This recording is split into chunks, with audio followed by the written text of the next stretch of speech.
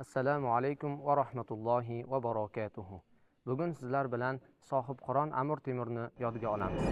Ko'pchilik Amir Temurni faqatgina buyuk sarkarda sifatida yodga oladi.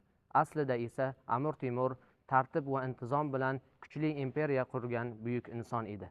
Masalan, uning Temur tuzuklari kitobida yozilgan bir qoidaga ko'ra, har bir amaldor o'z hududidagi oddiy xalqning holidan muntazam ravishda xabar olib turishligi shart bo'lgan. Yana bir qiziq jihat, Amir Temur janglarni har doim oxirgi chora deb bilgan.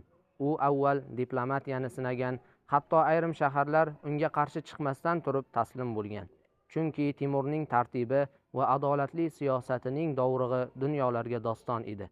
Eng hayratlanarlisi Amir Temurning olimlarga bo'lgan munosabatidir.